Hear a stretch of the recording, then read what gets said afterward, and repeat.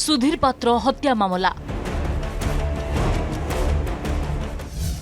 Remand रे Bolero चालक और सहयोगी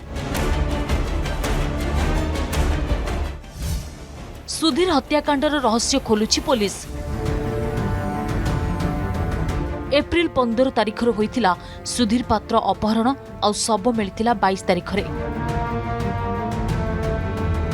एही 7 दिनर रहस्य उन्मोचन करिबा पुलिस पई थिला बड़ चैलेंज।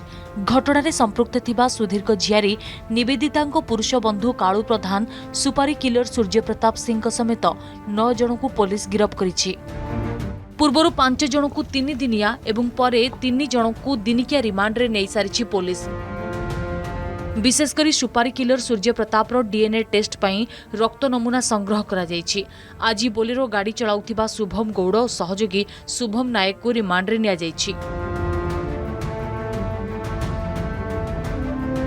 सुधीर पात्र अपहरण एवं हत्या मामला से तदंतकारी अधिकारी तरफ मानवर अदालत पाखे आवेदन कराइथिला रिमांड रे नेबा पई एवं से 2 जन अभियुक्त जे कि शुभम नायक एवं शुभम गौड़ ए 2 जन को अधिक पचरा उचरा करने रिमांड आवेदन जो कराइथिला मानवर जेएमएफसी रूराल ब्रह्मपुर से आवेदन को ग्रहण करके 2 दिनिया रिमांड रे नेबा पई अनुमति दैछंती। एही संवेदनशील मामलाटी विचाराधीन हेबा पूर्वरु पुलिस चार्जशीट दाखल करने प्रस्तुति चलाइछि। समस्त वैषयिक एवं पारिपार्श्विक प्रमाण को एकाठी करने चेष्टा करा जाइछि। जेपरि कोनोसी भी अभियुक्त आईन रो गलाबाट दे खलास न हुअंती पुलिस पई प्रमाण संग्रह एवं ताकू कोर्ट रे प्रमाणित करिबा एबे सबुठु बड़ प्राथमिकता।